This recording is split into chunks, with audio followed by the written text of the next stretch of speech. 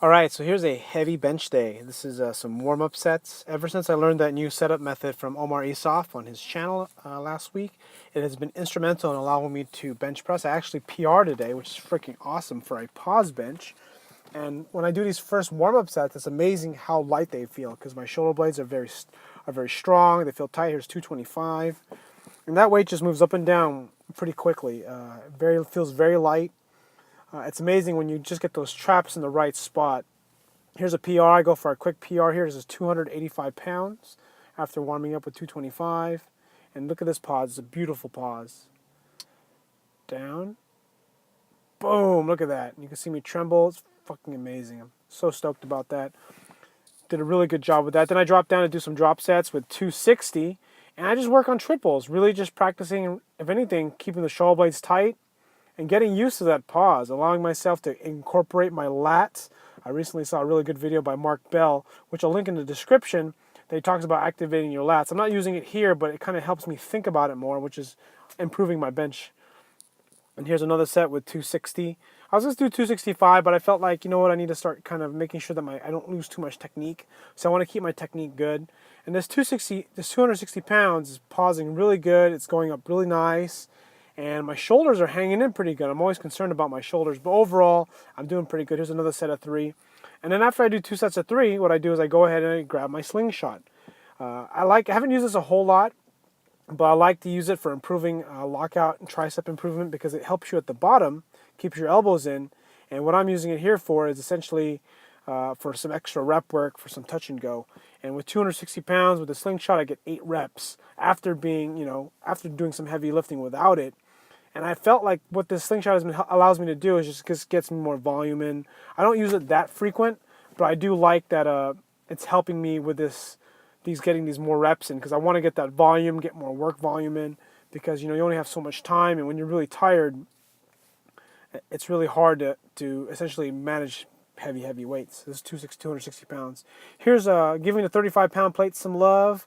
These are the a 205 with extra wide bench. I'm pretty wide. It's very uncomfortable on the wrists, but the thing I like about this, it really pumps up my chest, and I think this is really helping me with my chest development.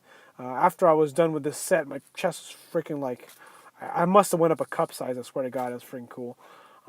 Anyways, 205, and then I think I do a second set with 205 again giving these 35-pound plates that nobody uses some love. And just repping them out. Second set always feels a little bit better, but even though my form was better and the bar was in kind of a better path, I was definitely fatiguing. So what I decided to do was drop a weight on the next set. I think I get maybe 5 here again. I always worry about my shoulders because the wider you are, the more stress it puts on your rotator cuff, and I can actually feel it. My right shoulder always is a little bit fried. My rotator on the right side is always a little bit fried when I'm done. And here we go with 190. So I dropped about 15 pounds off here, and it just feels so much lighter. And this is basically where my tricep is. Believe it or not, this actually helps lockout speed a little bit because at the top it's harder to lock out because you're wider apart. So that's kind of what I got from Dan Green's seminar a few weeks ago. So anyways, that's kind of what I've been doing, and it's been working pretty good. All right, so a lot of the training tips that I've been learning here was a combination of what I learned with Dan Green's seminar over in Boss Barbell and on the 4th of January a few weeks ago. And then also watching Brandon Campbell's videos.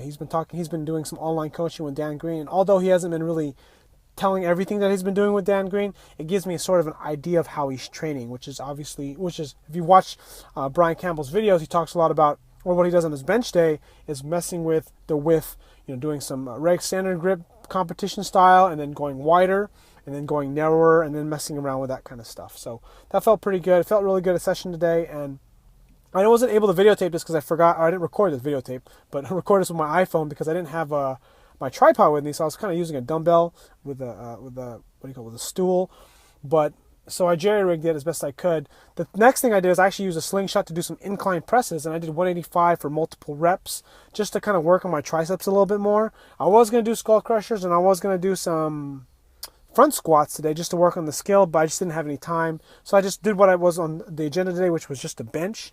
And I haven't decided if I'm going to deadlift tomorrow because I squatted heavy on Sunday, bench pressed heavy today, Monday, and then tomorrow's Tuesday. So I think I might do some cardio and abs just for tomorrow, and then deadlift heavy on Wednesday because I want to Giving my body a chance to recover. I'm always feeling this left knee a little bit, so I kind of have to give it a break, because on Thursday I want to do some front squatting. So anyways, thanks for watching. Click like if this video helped you, if you like this video, and subscribe if you're not already a subscriber.